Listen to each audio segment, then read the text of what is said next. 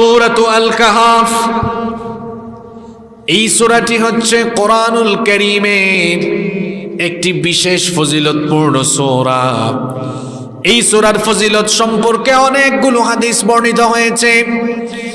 মুসলিম শরীফের রওয়ায়াতে হাদিস এসেছে, হাদিস বর্ণনাকারী সাহাবী হচ্ছেন আবু দারদা রাদিয়াল্লাহু আনহু।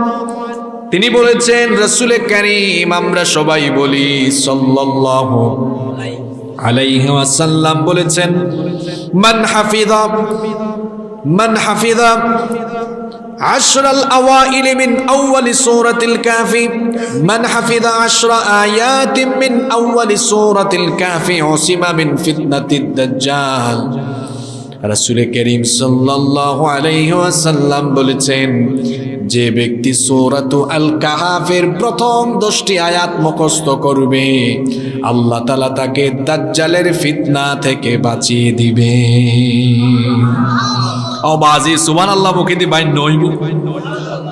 আমার বাড়ি সিলেটে, আপনাদের ভাষা বুঝি আমি, কিছু কিছু পারিও আলহামদুলিল্লাহ। সূরা কাহাফের প্রথম 10টা আয়াত মুখস্থ করলে দাজ্জালের ফিতনা থেকে আপনাকে বাঁচিয়ে দিবেন কে? আল্লাহ। তার মানে মুখস্থ করলেই বেঁচে যাবেন, বিষয়টা এমন নয়। সূরা কাহাফের ভেতরে এমন কিছু দিক নির্দেশনা দেওয়া আছে শেষ জামানার, যেই দিক নির্দেশনাগুলো মেনে চললে পরে আপনি দাজ্জালের ফিতনা থেকে বাঁচতে পারবেন। এই সূরাটি অনেক ফজিলতের সূরা। প্রথম 10টি আয়াত যিনি মুখস্থ করবেন, আল্লাহ তাকে দাজ্জালের ফিতনা থেকে বাঁচাবেন। এটা হচ্ছে মুসলিম শরীফের একটি রিওয়ায়াত। আবার মুসলিম শরীফেরই অন্য রিওয়ায়াতে এসেছে, ওয়াফি রিওয়ায়াতিন উখরা মান ক্বারা আল আশরাল আওয়াখির মিন সূরাতিল কাফি উসিমা মিন ফিতনাতিদ দাজ্জাল। নবীজি বলেছেন, যে ব্যক্তি সূরাতু আল কাহাফের শেষের 10টি আয়াত মুখস্থ করবে, আল্লাহ তাআলা তাকে দাজ্জালের ফিতনা থেকে বাঁচিয়ে দিবে। মিস্টার দাজ্জালের নাম কি আপনারা আগে শুনছেন না শুনেন নাই? দাজ্জালের জন্ম হয়েছে না হবে? দাজ্জালের জন্ম হয়েছে না হবে? হয়ে গেছে। হবে না, হয়েছে। নবীজির সময়ও নবীজি দাজ্জাল সম্পর্কে বলে গিয়েছেন। তামিম দারির লম্বা হাদিস আছে। তামিম দারি এবং তার 30 জন সাথী তারা নৌ ভ্রমণে বের হয়েছিলেন। অচেনা অজানা এক দ্বীপে দাজ্জালের সাক্ষাৎ তারা পেয়েছিলেন। লম্বা হাদিস সেদিকে যাচ্ছি না। দাজ্জাল পৃথিবীতে এসে গেছে, কিন্তু তার আত্মপ্রকাশ এখনো হয় নাই। দাজ্জাল আড়ালে থেকে থেকে ফিতনা ছড়াচ্ছে। দাজ্জালের অনুসারীরা দাজ্জাল আগমনের জন্য কাজ করছে। আর পৃথিবী সৃষ্টির পর থেকে কিয়ামত পর্যন্ত যত ফিতনা হবে, সবচেয়ে ভয়ঙ্কর ফিতনার নাম হলো দাজ্জালের ফিতনা। এজন্য দুনিয়ার সকল নবী এবং রাসূলরা তাদের উম্মতদেরকে দাজ্জালের ফিতনার ব্যাপারে সতর্ক করেছেন। নবী করিম সাল্লাল্লাহু আলাইহি ওয়াসাল্লাম বলেছেন, এই হাদিসটি বুখারী এবং মুসলিম শরীফে বর্ণিত হয়েছে। হাদিস বর্ণনাকারী সাহাবী হচ্ছেন আনাস বিন মালিক রাদিয়াল্লাহু আনহু। রাসূল করিম সাল্লাল্লাহু আলাইহি ওয়াসাল্লাম বলেছেন, মা মিন নাবিয়্যিন ইল্লা ওয়াকাদ আনযারা উম্মাতাহুল আ'ওয়ারাল কাযযাব। নবীজি বলেছেন, এমন কোন নবী রাসূল বাদ নাই যে নবী রাসূল তার উম্মতকে মিথ্যাবাদী কানা অন্ধ দাজ্জালের ব্যাপারে সতর্ক করেন নাই। আল্লাহর হাবিব বলেছেন, দাজ্জালের ফিতনা হবে দুনিয়ার সবচাইতে ভয়ঙ্কর ফিতনা। দাজ্জাল দুনিয়াতে আত্মপ্রকাশ হওয়ার আগেই দাজ্জালের অনুসারীরা ফিতনা ছড়াবে। দাজ্জালীয় খাসলত, দাজ্জালীয় স্বভাব তারা গ্রহণ করবে। প্রশ্ন হলো, দাজ্জালের স্বভাবটা কেমন হবে? আল্লাহর হাবিব বলেছেন, দাজ্জাল সে মানুষের ঈমান নিয়ে ছিনিমিনি খেলবে, মানুষকে ঈমান হারা করার জন্য কাজ করবে। আজকের দুনিয়ায় দাজ্জাল আপনি দেখেন না, দাজ্জালের অনুসারীরা মানুষদেরকে ঈমান হারা করার জন্য 24টা ঘন্টা তারা ফিতনা চালায়। আপনি একটু চোখ ভালো করে বুলিয়ে দেখেন, দাজ্জালের ফিতনা আরম্ভ হয়েছে। দাজ্জালের এক হাতে থাকবে জান্নাত, আর এক হাতে থাকবে জাহান্নাম। কিন্তু এটা আসল না নকল? ওইটা হবে ফেক। আল্লাহর নবী বলেছেন, দাজ্জালের যে জান্নাত হবে ওটা হলো জাহান্নাম, আর তার হাতে যে জাহান্নাম সে দেখাবে ওটাই হলো জান্নাত। সে মানুষকে জান্নাত জাহান্নামের অফার করবে। দাজ্জালকে এখনো আমরা চোখে দেখি নাই, কিন্তু মাঝে মাঝে দাজ্জালের অনুসারী সমাজেই পাবেন যারা মানুষকে জান্নাত আর জাহান্নাম বিলাইয়া বেড়ায়। আমি আর নিচে নামলাম না, কারণ আবহাওয়ায় দুর্যোগের ঘনঘটা বুঝে নেন। সমাজে আপনি দেখেন চতুর্দিকে কত দাজ্জালের অনুসারী বের হয়েছে, মানুষকে জান্নাত দিয়ে বেড়ায়, জাহান্নাম দিয়ে বেড়ায়, মনে হয় জান্নাত তার বাপ আর দাদার থেকে উত্তরাধিকার সূত্রে সে পেয়েছে। জান্নাত কি তোর বাপের লাগে রে? জান্নাত জাহান্নামের ফয়সালাকারী যিনি, তিনি কে? দাজ্জালের ফিতনা থেকে আপনি বেঁচে যাবেন যে সূরার প্রথম 10 আয়াত অথবা শেষের 10 আয়াত মুখস্থ করলে সেই সূরার নাম হচ্ছে সূরাতু আল কাহাফ। আবার নাসাঈর বর্ণনা এসেছে, নবীজি বলেছেন মান করা 10 আয়াতিন মিনাল কাহফি। এই হাদিসে বলা হয়েছে সূরা কাহফের যে কোনো 10টা আয়াত সাধারণ 10 আয়াত। তাহলে আমরা হাদিসগুলোকে সমন্বয় করে বলতে পারি, প্রথম দিকে হোক আর শেষের দিকে হোক 10টা আয়াত যদি আপনি মুখস্থ করেন, তাহলে দাজ্জালের ফিতনা থেকে আপনাকে আমাকে যিনি বাঁচায়া দিবেন তিনি কি? 10 আয়াত মুখস্থ করা কঠিন না সহজ? প্রতিদিন 1 আয়াত শিখেন, 10 দিনে হয়ে যাবে 10 আয়াত ইনশাআল্লাহ। আবার এই সূরাটি জুমার দিনে তেলাওয়াতের বিশেষ ফজিলত রয়েছে। জুমার দিন হলো সপ্তাহের শ্রেষ্ঠ দিন। ওই জুমার দিনে যিনি সূরা কাহাফ তেলাওয়াত করবেন অশেষ ফজিলত তিনি লাভ করবেন। কারণ নবীজি বলেছেন মান করা সূরাতুল কাহফি ফি ইয়াউমিল জুমআতি আযা লাহু মিনান নূরি মা বাইনাল জুমআতাইন। নবীজি বলেছেন যে ব্যক্তি জুমার দিনে সূরা কাহাফ তিলাওয়াত করবে 2 জুমার মধ্যবর্তী সময়টুকু তার জন্য নূর হয়ে যাবে। আবার অন্য হাদিসে নবীজি বলেছেন মান করা সূরাতুল কাহফি ইয়াউমাল জুমআতি সাতা লাহু নূরুম মিন তাহতি কদামিহি ইলা আনানিস সামা। যে ব্যক্তি জুমার দিনে সূরা কাহাফ তিলাওয়াত করবে তার পায়ের নিচ থেকে আকাশ পর্যন্ত, ভালো করে শুনেন, মিন তাহতি কদামিহি ইলা আনানিস সামা, তার পায়ের নিচ থেকে আসমান পর্যন্ত এই পুরা অংশটা তার জন্য নূর হয়ে যাবে। জুমার দিনে যে ব্যক্তি সূরা কাহাফ পড়বে, নবীজি তার ব্যাপারে এই হাদিসে আরো বলেছেন ইউদিউ বিহি ইয়াউমাল কিয়ামাহ, কিয়ামতের দিন এই সূরা কাহাফ তার জন্য নূর হয়ে যাবে। এই নূর পাওয়ার কারণে সে কিয়ামতের দিন পুলসিরাত পর্যন্ত পার হয়ে যেতে পারবে। শুধু তাই নয়, এই হাদিসের শেষাংশে নবীজি বলেছেন জুমার দিনে যে ব্যক্তি সূরা কাহাফ তিলাওয়াত করবে গুফিরা লাহু মা বাইনাল জুমআতাইন, 2 জুমার মধ্যবর্তী দিনের সকল সগীরা গুনাহ আল্লাহ মাফ করে দিবেন। আবার অন্য হাদিস, এই হাদিস বর্ণনা করেছেন আসাদুল্লাহিল গালিব শেরে খুদা আলী রাদিয়াল্লাহু আনহু কাররামাল্লাহু ওয়াজহাহু। তিনি বলেছেন রাসূল কারীম, সবাই মহব্বতে আমার সঙ্গে পড়েন সাল্লাল্লাহু আলাইহি ওয়াসাল্লাম বলেছেন মান করা সূরাতুল কাহফি ইয়াউমাল জুমআতি ফাহুয়া মাসুমুন ইলা 8 আইয়ামিন মিন কুল্লি ফিতনাতিন তাকুন। নবীজি বলেছেন যেই ব্যক্তি জুমার দিনে সূরা কাহাফ তিলাওয়াত করবে এর পরবর্তী 8টি দিন আল্লাহ তাআলা তাকে সকল ফিতনা থেকে নিরাপত্তা দিবেন। কয় দিন? 8 দিন। প্রত্যেকে আল্লাহ তাকে হেফাজত করবে। শুধু তাই নয়, এই সময়টাতে যদি দাজ্জালের আগমন হয়ে যায়, নবীজি বলেছেন ফা ইন খারাজাদ দাজ্জালু উসিমা মিনহু, এই সময়টাতে যদি দাজ্জালেরও আগমন হয়ে যায়, দাজ্জালের ফিতনা থেকে যিনি হেফাজত করবেন তিনি কি? তাহলে জুমার দিনে আপনাদের সিলেবাসে রুটিনের মধ্যে জুমার দিনের রুটিনে সূরা কাহাফের তিলাওয়াত রাখবেন তো? জোরে বলেন ইনশাআল্লাহ। আমরা প্রথমে সূরার তথ্য জেনেছি, পরে ফজিলত জেনেছি। এবার সূরাটা আমরা আলোচনা আরম্ভ করব। তার আগে আমরা এই সূরার সাবাবুন নুজুল জানব।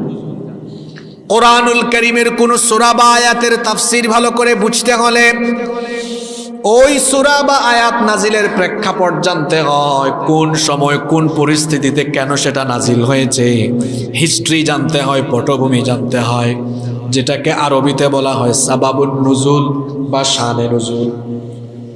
এই সূরা কাহাফ কোন পরিস্থিতিতে কেমন অবস্থায় নাজিল হয়েছে সেটা শোনেন। কষ্ট হচ্ছে আপনাদের? নবী করিম সাল্লাল্লাহু আলাইহি ওয়াসাল্লামকে এই কোরআন যিনি দিয়েছেন, সবাই একটু গলার আওয়াজ বড় করে বলেন তো তিনি কি? আরো জোরে বলেন তিনি কি? কত বছর বয়সে দিলেন? জোরে বলেন। আপনাদের সাথে মজার একটা গল্প আমি আরম্ভ করব এখন। সবার মনোযোগ আছে না? আজকে বাচ্চারাও অনেক মজা পাবে। তোমরা আজকে এমন গল্প শুনবা যেরকম গল্প তোমরা এখনো, এত ইন্টারেস্টিং গল্প আগে কখনো শোনো।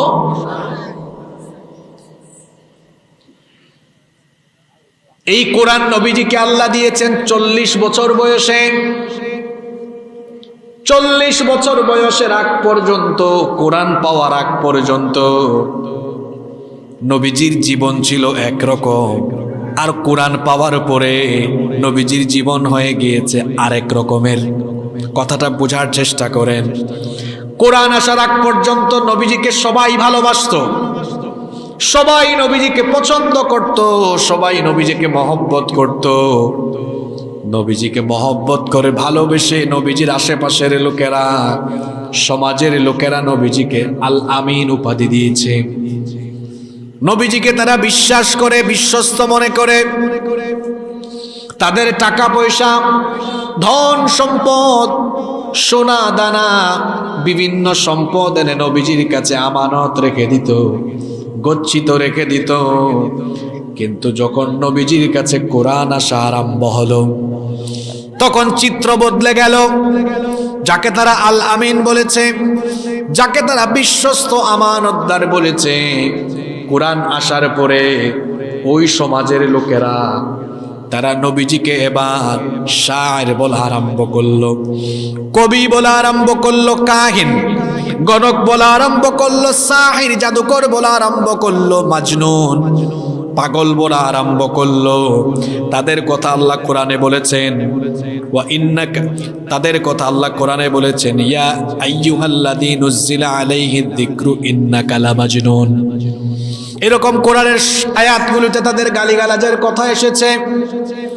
40 বছরে কোরআন আসার আগ পর্যন্ত যিনি তাদের কাছে ভালোবাসার মানুষ ছিলেন, তাদের সবার কাছে প্রিয় ব্যক্তি ছিলেন, তিনি এবার পাগল হয়ে গেলেন, কবি হয়ে গেলেন, গণক হয়ে গেলেন, জাদুকর হয়ে গেলেন। কিসের কারণে? আরো জুড়ে বলেন। কোরআন প্রচার করতে গিয়ে নবী যেমন পাগল, জাদুকর, গণক, এই গালিগুলো পেয়েছেন, ঠিক তেমনি ভাবে নবীগণের ওয়ারিস আলেম উলামাগণ যতদিন কোরআন পড়েন, কোরআন বুঝেন, মাদ্রাসায় কোরআন পড়ান, কেউ তাদেরকে গালি দেয় না, কেউ তাদেরকে বকাও দেয় না। কিন্তু কোরআন পড়ে বুঝে এরপরে মানুষকে কোরআন বোঝানোর চেষ্টা করে। যখন মানুষকে কোরআনের বিধান কায়েমের কথা বলে, ঠিক তখনই দেখবেন কোরআন বিরোধীরাও আলেম ওলামাদেরকে উল্টা পাল্টা আজে বাজে গালিগালাজ করে। অবশ্য এইরকম মানুষ আমাদের সমাজে নাই। জি, আমার নবী কোরআন পাওয়ার পরে মক্কায় থেকেছেন মোট 13 বছর। কত বছর? বাদাম খাচ্ছে অনেকে, খান, অসুবিধা নাই।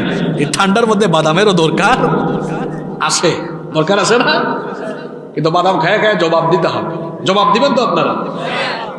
আজকে খুব গুরুত্বপূর্ণ কথা হবে আপনাদের সাথে ইনশাআল্লাহ। কোরআন আসার পরে নবীজি মক্কায় থেকেছেন কত বছর? আরেকটু জোরে বলেন। এরপরে মদিনায় গিয়ে ওয়াফাতের আগ পর্যন্ত ছিলেন 10 বছর। জোরে বলেন কত বছর? 13 আর 10 হইল 23। আর কোরআন পাওয়ার আগের হলো 40 বছর। 40 আর 23 হলো মোট 63 বছর। কোরআন আসার আগের 40 বছর সবাই ভালোবেসেছে, আদর দিয়েছে, মহব্বত করেছে, হাদিয়া দিয়েছে, তোহফা দিয়েছে। কোরআন আসার পরে 13 বছর এবার কেমন? কোরআন আসার পরে 13 বছর 5 রকমের অবস্থায় নবীজি পড়েছেন। আল্লাহর নবীর মাক্কি জীবন, কোরআন আসার পরের মাক্কি জীবন কেমন? 5টা পর্যায়ে ভাগ করা হয়েছে। জুড়ে বল, 5টা নয়, সরি 4টা। জুড়ে বলেন কয়টা? আরো জুড়ে বলেন। 3, 2, 5, 3। বলবেন হুজুর এগুলা কি বলছেন? এটা হিসাব বলছি 13 বছরের। 3, 2, 5, 3। হিসাবটা মনে রাখার জন্য কৌশল শিখাই দিই। প্রথমেও 3, শেষেও, প্রথমে 3, শেষেও, আর মাঝখানে 2 আর 5। 2 আর 3, 2, 5, 3। 3, 2, 5। এবার আসেন এগুলো মানে বুঝায় দেই। কোরআন আসার পরে নবীজি 3 বছর আমভাবে সবার কাছে দাওয়াত দেন নাই। প্রথম 3 বছর নবীজি দাওয়াত দিয়েছেন, গোপন দাওয়াত, ব্যক্তি বিশেষে দাওয়াত দিয়েছেন। প্রথমে দাওয়াত দিয়েছেন নিজের বিবিকে, এরপরে নিজের প্রিয় বন্ধুকে, এরপরে তিনি বেছে বেছে বেছে বেছে ব্যক্তি বিশেষে দাওয়াত দিয়েছেন। প্রথমে মোট কয় বছর? আরো জুড়ে বলেন। এই 3 বছরকে বলা হয় গোপন দাওয়াত। 3-এর পরে ছিল কত? 3 বছর গোপন দাওয়াত দেওয়ার পরে আল্লাহ ওহী নাজিল করলেন, ওয়া আনযির আশীরাতাকাল আকরাবিন। আপনি আপনার নিকটাত্মীয়দেরকে সতর্ক করুন, অর্থাৎ প্রকাশ্যে দাওয়াত দেন। এবার আর গোপন গোপন দাওয়াত থাকলো না, প্রকাশ্যে দাওয়াত আরম্ভ করলেন। প্রকাশ্যে দাওয়াত দেওয়ার পরে এবার গালিগালাজ আরম্ভ হলো। নবীজিকে পাগল বলা হলো, জাদুকর বলা হলো, কবি বলা হলো, গণক বলা হলো, ঠাট্টা উপহাস করা হলো। কিন্তু নবীজির দাওয়াত নবীজি থামান নাই। এর পরবর্তী 5 বছর, এই বছরগুলো ছিল নবীজির জন্য খুব কষ্টের সময়। ওই সময়গুলোতে শুধু নবীজিকে গালিগালাজ করা হয় নাই। দেখি মনে রাখছেন কিনা? প্রথমে কত ছিল? প্রকাশ্য না গোপন? এর পরবর্তী 2 বছর গোপন না প্রকাশ্য? দাওয়াত দেওয়ার পরে ফুলের মালা আসছে না গালিগালাজ আসছে? আরো জোরে বলেন। 3, 2, 5। এর পরবর্তী 5 বছর শুধু গালিগালাজ করে না, 2 বছর গালিগালাজ করার পরে রাষ্ট্রীয় ট্যাগ লাগানোর পরেও যখন নবীজি দাওয়াত থামান না, এবার আরম্ভ হলো আল্লাহর নবীর শরীর রক্তাক্ত করা হলো। সাফা পাহাড়ে তাকে রক্তাক্ত করা হয়েছে। আল্লাহর নবী যখন নামাজে সাজদায় গিয়েছেন, বুখারীতে হাদিস এসেছে, উকবা বিন আবি মুআইত নামে এক নিকৃষ্ট কাফের নবীজিকে তার গামছা দিয়ে পেঁচায়া কাবা শরীফের চতুর্দিকে টানাটানি করেছে। নবীজি নামাজে সাজদায় গেলে কাফিরের গোষ্ঠী এনে নবীজির মাথার উপরে উটের নাড়ি ভুড়ি নিক্ষেপ করেছে। শুধু নবীজি নির্যাতিত হন নাই, নবীজির সাহাবীরাও হয়েছেন। বিলাল, খাব্বাব, খুবাইব, আম্মার, ইয়াসির মহিলারা পর্যন্ত নির্যাতিত হয়েছেন।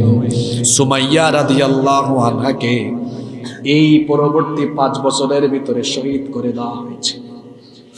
এই 5টা বছর ছিল খুব দুঃখ কষ্টের। কাফিররা এমন মারপিট আরম্ভ করেছে, দুর্বল মুসলমানদের একটা গ্রুপ ওই সময়ে আবিসিনিয়ায় হিজরত করতে বাধ্য হয়েছেন। শুধু তাই নয়, এত কঠিন পরিস্থিতি নেমে এসেছিল, অর্থনৈতিক বয়কট এবং সামাজিক বয়কটও করা হয়েছিল। ওই 5 বছর নবীজির জন্য এত কষ্টের ছিল। বাহিরে গালিগালাজ আর মারামারি, নির্যাতিত হলেও তার চাচা তাকে শেল্টার দিতে। চাচার নাম হলো আবু তালিব। ওই আবু তালিবও পরবর্তী 5 বছরের শেষ সময়ে দুনিয়া ছেড়ে চলে যান। কি কষ্টের সময় নবীজির জন্য। বাহিরে কাফিররা নবীজিকে মারপিট করে, সাহাবীদেরকে মারে। কি সুন্দর সুন্দর ওয়াজ আপনি শুনেন। আহারে আল্লাহর নবী এই কোরআন প্রচার করে কোরআনের বিধান প্রতিষ্ঠার জন্য নিজে রক্ত দিয়েছেন, সাহাবীরাও রক্ত দিয়েছেন। উম্মতকে শিখিয়েছেন জাহিলি সমাজে, অন্ধকারাচ্ছন্ন সমাজে ডুবে থাকা মানবতাকে অন্ধকার থেকে বের করে কোরআনের বিধান কায়েমের জন্য, কোরআনের আলোয় আলোকিত করতে হলে কোরআনের রাজ কায়েমের জন্য নবী এবং সাহাবীদের মতো রক্ত দেওয়া লাগবে। যেভাবে রক্ত দিয়েছেন মুহাম্মদ, পড়েন সাল্লাল্লাহু আলাইহি ওয়াসাল্লাম।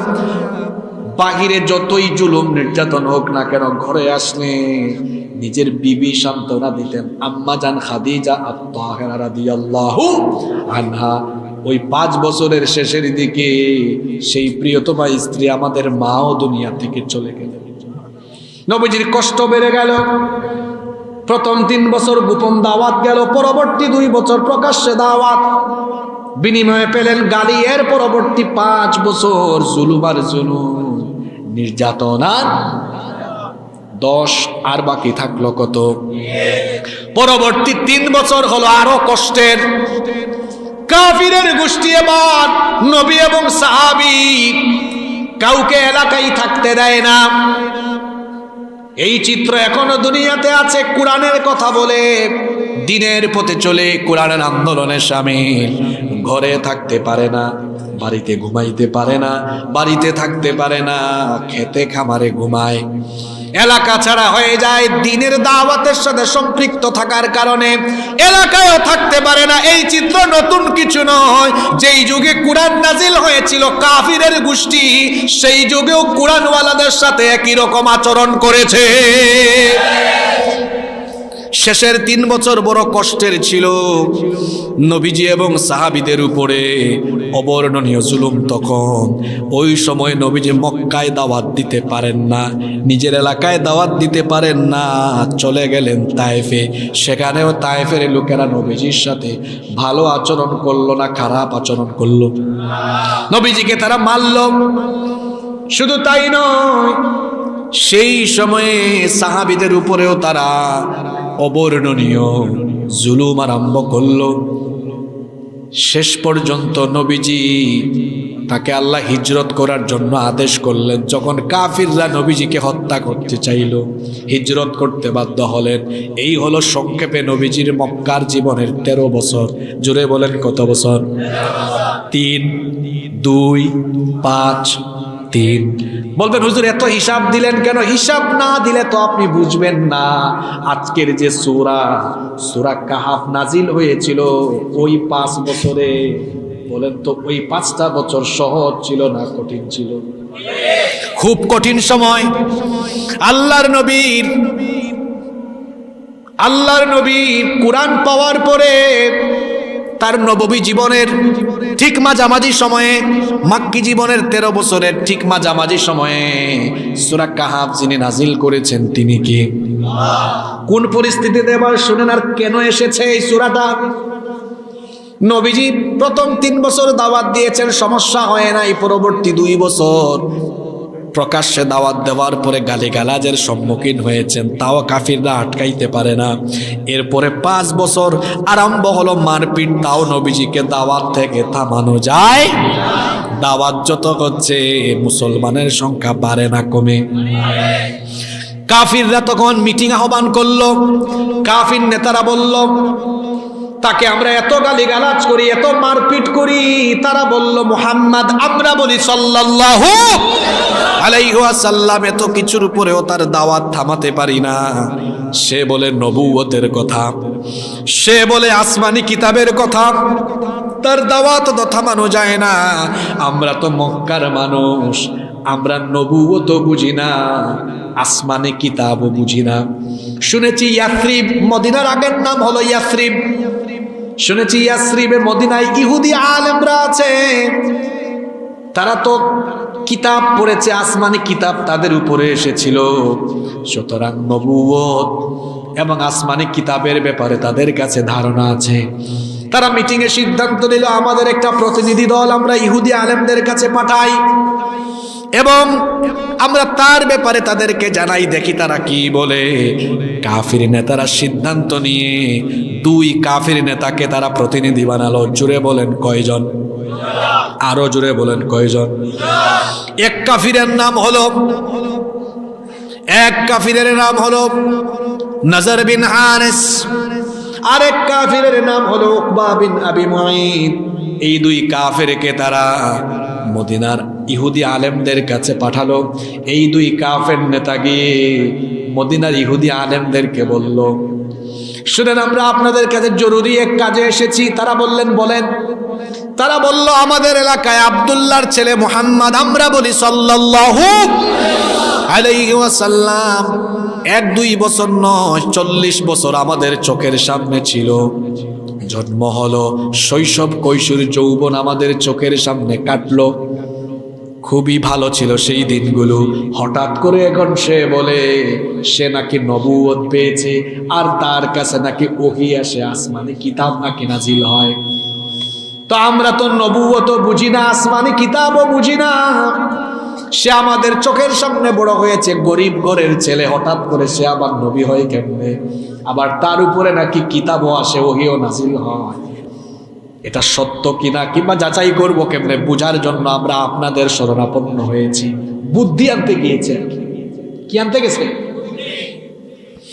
ইহুদি আলেমরা তখন বলল, ঠিক আছে, তার ব্যাপারে আমরা তোমাদেরকে জানাবো, তবে আগে বলো তার কথাবার্তার চাল চলন, উঠা বসা, চলন বলন, মুআমালাত মুআশারাত কেমন? তখন কাফির নেতারা বলল, মিথ্যা বলবো না, যেটা সত্য সেটাই বলছি। জন্মের পর থেকে আমরা এখন পর্যন্ত তাকে কোনোদিন আমরা মিথ্যা বলতে শুনি নাই। কোনোদিন তিনি মিথ্যা বলেন না, তিনি কারো সম্পদ খেয়ানত করেন না, খায়া ফেলেন না, জনগণের মাল মাইরা খান না, বরং তার কাছে আমানত দিলে পরে আমানতটা ঠিকঠাক থাকে।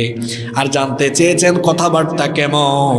এত সুন্দর করে গুছিয়ে কথা বলে, খুব মিষ্টভাষী, সুন্দর করে গুছিয়ে কথা বলে, কাউকে আঘাত দেয় না, মুলায়েম ভাষায় মুচকি হেসে সুন্দর ভাষায় কথা বলে, উঠা বসার চালচলন খুবই ভালো, কষ্ট পায় কিন্তু কাউকে কখনো কষ্ট দেয়, দুঃখ পেলেও কাউকে দুঃখ দেয় না, মানুষ হিসাবে তিনি অত্যন্ত ভালো। ইহুদি আলেমরা বলল, তোমরা তার চারিত্রিক বৈশিষ্ট্যের যে বর্ণনা দিয়েছ, এটা শুনে তো মনে হচ্ছে এগুলো সাধারণ মানুষের কোনো বৈশিষ্ট্য নয়, এটা হচ্ছে নবী এবং রাসূলদেরই চরিত্র। আল্লাহু আকবার। তবে শোনো, কনফার্ম হওয়ার জন্য তোমরা অত সন্দেহ করো, তোমাদের সন্দেহ দূর হওয়ার জন্য আর কনফার্ম হওয়ার জন্য তোমাদেরকে আমরা 3টা প্রশ্ন শিখায়া দিচ্ছি। এই 3টা প্রশ্ন পৃথিবীর কোনো নবী রাসূল ছাড়া এই প্রশ্নের উত্তর আর কেউ দিতে পারবে না। কয়টা প্রশ্ন? যাও তোমরা গিয়ে তাকে এই 3টা প্রশ্ন করো। যদি এই 3টা প্রশ্নের যথাযথ উত্তর দিয়ে দেয় তাহলে কোনো সন্দেহ নাই সে নবী। আল্লাহু আকবার। কয়টা প্রশ্ন শিখাই দিল? 3টা প্রশ্ন। প্রথম প্রশ্ন গিয়ে করবা, কয়েকশো বছর আগের যে ঘটনা, গুহাবাসী যুবক আসহাবে কাহাফের ঘটনাটা শোনায় দিতে বলবা। কি কারণে গুহায় গিয়েছিল, কয়জন গিয়েছিল, কত বছর থেকে ছিল, গুহাবাসী যুবকদের ঘটনা সে যেন জানিয়ে দেয়। আপনাকে যদি বলি 300 বছর আগের একটা ঘটনা বলেন, আল্লাহ না জানাইলে আপনি কি জানতে পারবেন নাকি? আপনি কি বলতে পারবেন নাকি? প্রথম প্রশ্ন শিখিয়ে দিয়েছে, যাও গিয়ে বলো আসহাবে কাহাফের ঘটনাটা বলতে। 2 নম্বর প্রশ্ন গিয়ে করো, যে ব্যক্তিকে আল্লাহ গোটা দুনিয়ার বাদশাহী দিয়েছিলেন এবং যাকে আল্লাহ দুনিয়ার পশ্চিম থেকে পূর্ব গোটা দুনিয়া সফর করার মতো তৌফিক দিয়েছিলেন, তার নাম যেন সে বলে, তার কাহিনী যেন শোনায়। কয় নাম্বার প্রশ্ন? 3 নম্বর প্রশ্ন তাকে গিয়ে করো, রূহ কি?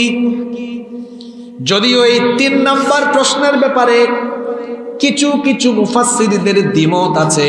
তাফহিমুল কোরআন সহ আরো অন্যান্য তাফসীর গ্রন্থে অনেক মুফাসসিরদের মতামত পাওয়া যায়। 3 নম্বর প্রশ্নটা ছিল খাদির আলাইহিস সালামের ব্যাপারে। আমাদের দেশে আমরা যাকে অনেকেই বলে খিজির আলাইহিস সালাম, কিন্তু হাদিসে তার নাম হলো, বলেন খাদির। নাম কি? আরবিতে বলে খাদির। খাদির মানে সবুজ। তিনি যেই জায়গাতে বসতেন আল্লাহর রহমতে ওইটা সবুজের সমারোহে ভরে যেত। সুবহানাল্লাহ কি বাড়িতে গিয়ে বলবেন? কোন মুফাসসির এখানে দ্বিমত করে বলেছেন 3 নাম্বার প্রশ্ন হলো, যাও গিয়ে জিজ্ঞেস করো খাদির আলাইহিস সালামের তাৎপর্যপূর্ণ ঘটনাটি যেন শোনায় দেয়। এই মোট প্রশ্ন হইল কয়টা? এদিক থেকে আওয়াজ পাই না, জুড়ে বলেন কয়টা? 2 কাফির নেতা আবার চলে গেল মক্কায়। যাওয়ার পরে অন্যান্য নেতাদেরকে বলল, আমরা জিনিস নিয়ে আইছি। হ্যাঁ, 3টা প্রশ্ন।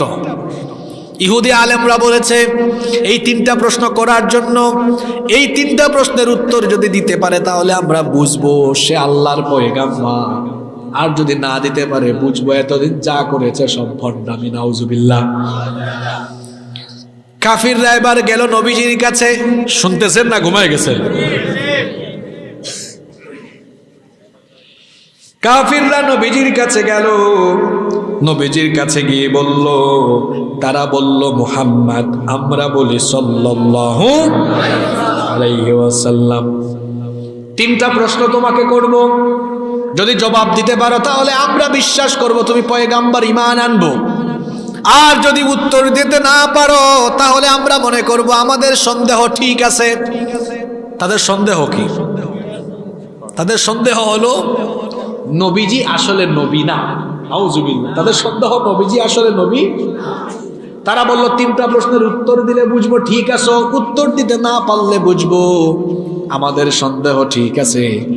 নবীজি বললেন ঠিক আছে, প্রশ্নগুলো করো। তারা আবার নবীজিকে 3টা প্রশ্ন করলো। নবীজি বললেন ঠিক আছে যাও, আগামীকাল এই প্রশ্নগুলোর উত্তর আমি দিব। কোন দিন? জোরে বলেন।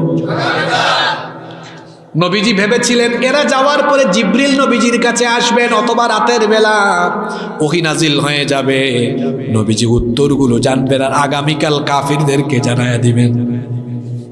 কিন্তু ঘটনা ঘটলো উল্টা। জিবরিল নবীজির কাছে আসলেন না, সেই রাতেও ওহী নাজিল হলো না। পরের দিন কাফেররা আসলো, এসে বলল মুহাম্মদ, আমরা বলি সাল্লাল্লাহু আলাইহি ওয়াসাল্লাম, তুমি না বলেছিলে আজকে উত্তর দিবে, তো বলো উত্তরগুলো দাও।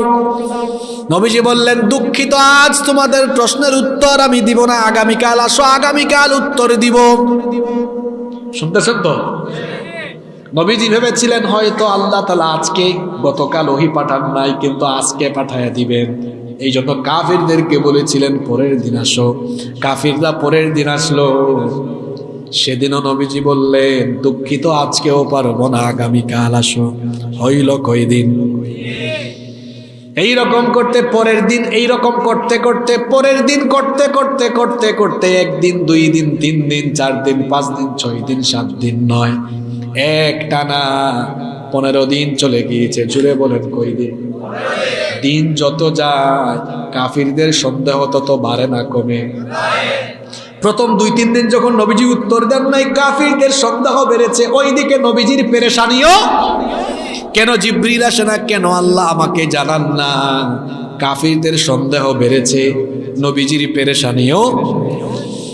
এইরকম করে 15 দিন চলে গেল। জুড়ে বলেন কয়দিন? নবীজি অত্যন্ত বিষণ্ণ হয়ে গেলেন। 15 দিন হয়ে গিয়েছে, নবীজি আরো বেশি পেরেশান। আমি আর কয়দিন আগামীকাল আগামীকাল করব, আগামীকাল আগামীকাল করতে করতে হয়ে গেছে কয়দিন। কাফিরদের সন্দেহ বাড়ছে না কমছে? নবীজি পেরেশান হয়ে গেলেন, বললেন ও মাবুদ, ও আমার রব, আগামীকাল করতে করতে 15 দিন হয়ে গিয়েছে, আমি বড় পেরেশান। কেন জিবরিল পাঠাও না, কেন ওহী আসে না? তুমি না জানালে তো উত্তরগুলো দেওয়া সম্ভব। অবশেষে 15 দিন পরে ওহী আসলো। সুবহানাল্লাহ। 15 দিন পরে ওহী আসলো। তারা যে প্রশ্নগুলো করলো, প্রশ্নগুলোর উত্তর দিয়ে আল্লাহ তাআলা পূর্ণাঙ্গ সূরাতুল কাহাফ নাজিল করলেন। সাথে সাথে কি কারণে উত্তর দিতে 15 দিন দেরি হলো সেটাও আল্লাহ জানালেন। আল্লাহ তাআলা প্রশ্নের উত্তর দিয়ে পূর্ণাঙ্গ সূরা নাজিল করে কেন 15 দিন লেট করলেন কারণটাও জানালেন। শোনেন, আল্লাহ কারণ বয়ান করছেন কেন 15 দিন দেরি হলো। আল্লাহ বললেন ولا تقولن لشيء إني فاعل ذلك غدا إلا أن يشاء الله আল্লাহ বললেন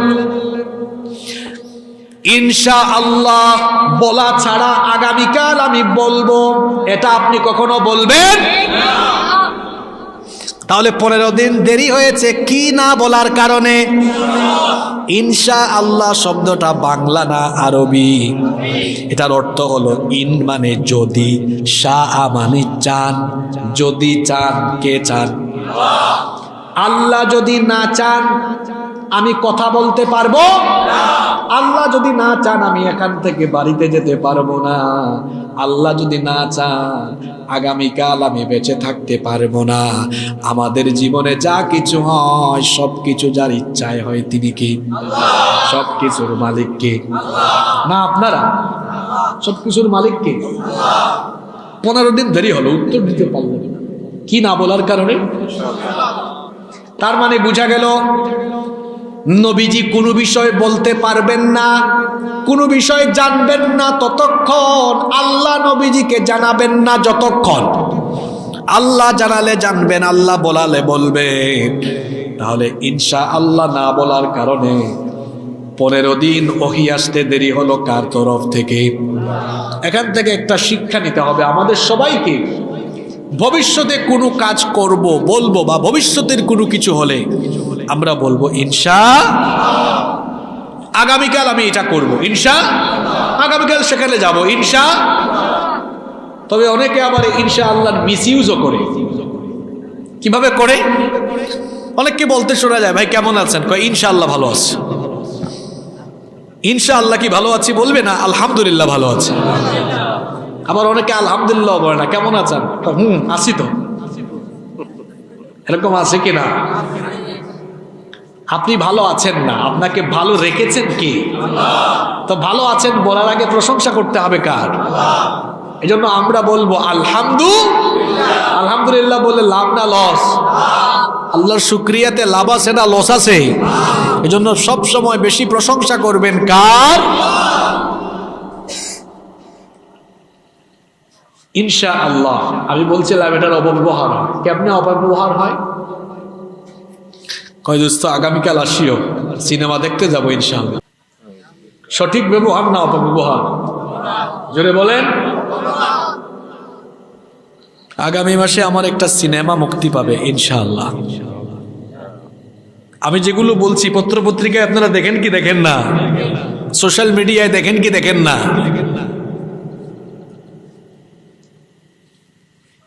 এক পাগলার কথা আমার মনে আছে, পেকুয়ার মাহফিলে 2 বছর আগে বলেছিলাম আমি যে পাগলা ইসলাম থাকবে তুই থাকবি না।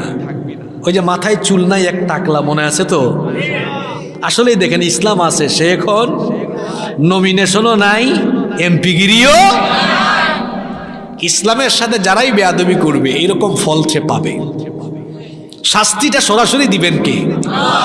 ওখানেও ইনশাআল্লাহ বলেছিল রাষ্ট্র ধর্ম ইসলাম থাকবে না ইনশাআল্লাহ। সঠিক ব্যবহার না অপব্যবহার? 2 চোর চুরির মিটিং করছে, কয় আজকে 3টা ঘরে চুরি করবো দোস্ত ইনশাআল্লাহ। সঠিক ব্যবহার না অপব্যবহার? আমাদের দেশে এখন এগুলোর অপব্যবহার হচ্ছে, অপব্যবহার হচ্ছে। তো সকল ভালো কাজ ভবিষ্যতে করবেন বা বলবেন হবে ইনশাআল্লাহ। কক্সবাজারে গিয়েছে, এত সুন্দর সমুদ্র সৈকত, এই সাগরকে এত সুন্দর করে বানিয়েছেন কে? গিয়ে বলে ওয়াও, অবাজি দেখো, ফ্যান্টাস্টিক, অ্যামেজিং। এগুলো বলবেন না আল্লাহর প্রশংসা করবেন? বলবেন সুবহানাল্লাহ, মাশাআল্লাহ। বাচ্চাকে বিদায় দিচ্ছে না মানে টাটা বাই বাই আমরা শেখাই, আছে না নাই? না, আমরা শেখাবো আল্লাহ হাফেজ, ফি আমানিল্লাহ। আমরা বাচ্চাদেরকে হাই শিখাই, হাই হ্যালো হেই। এই হাই হেই হ্যালো না বলে আমরা দিব কি?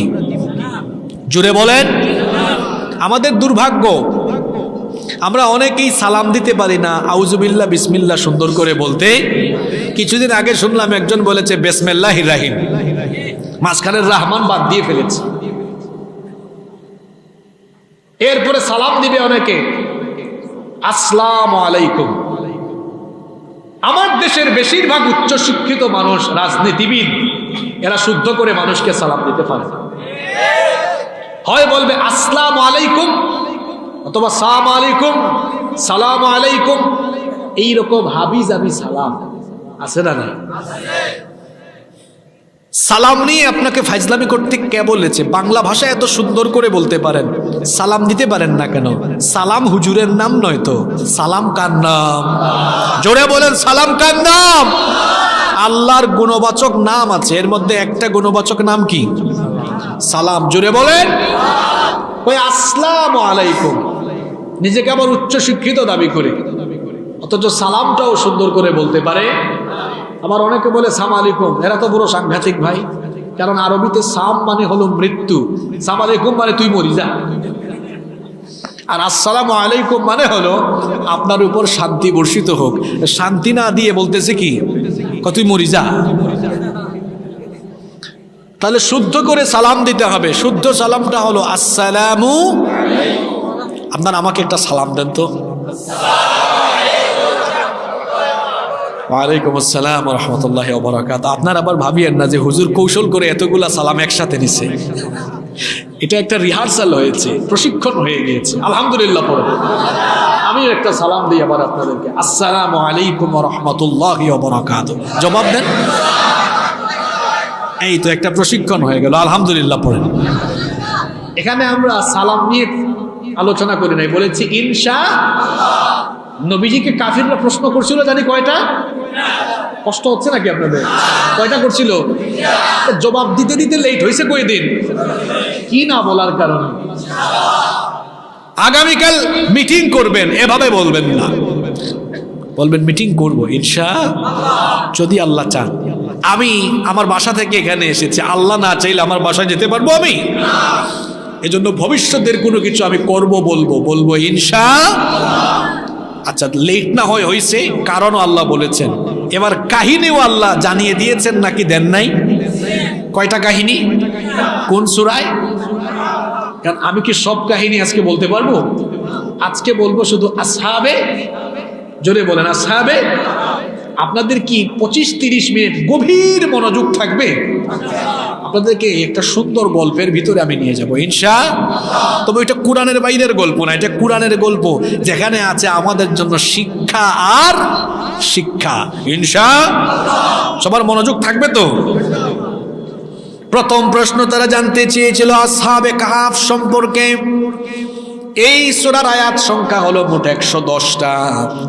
এর মধ্যে 9 থেকে 26 নম্বর আয়াত, 9 থেকে 26, 9 থেকে, আরেকবার বলেন 9 থেকে 26 নম্বর আয়াত পর্যন্ত আল্লাহ কাহাফ, গুহাবাসী যুবক, আসহাবে কাহাফ, গুহাবাসী যুবকদের ঘটনা আল্লাহ বর্ণনা করলেন। ঘটনাটা শুরু করছি, আপনাদের মনোযোগ আছে না গেছে? কিভাবে আল্লাহ শুরু করলেন দেখেন। 9 নম্বর আয়াত থেকে আল্লাহ স্টার্ট করলেন। আল্লাহ তাআলা বললেন, ও নবী, আম হাসিবতা আন্না আসহাবাল কাহফি ওয়ার রাকিমি কানু মিন আয়াতিনা আজাবা। আপনি কি মনে করেন, আপনি কি ধারণা করেন গুহাবাসী যুবকদের সেই ঘটনা আমার নিদর্শন সমূহের মধ্যে এক বিস্ময়কর ঘটনা?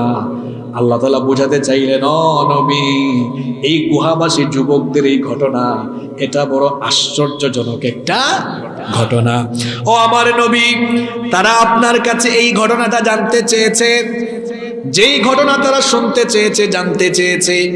নাহানু নাকুসু আলাইকা নাবাহুম বিল হাক্কি ইন্নাহুম ফিতয়াতুন আমানু বিরাব্বিহিম ওয়া জিদনাহুম হুদা। যে ঘটনা তারা জানতে চেয়েছে, নাহনু নাকুসু আলাইকা নাবাহুম বিল হক, আমি আপনার কাছে সেই ঘটনা সত্য সহকারে শোনাবো। আল্লাহু আকবার। একেবারে টাটকা ভেজাল মুক্ত ফ্রেশ ঘটনা।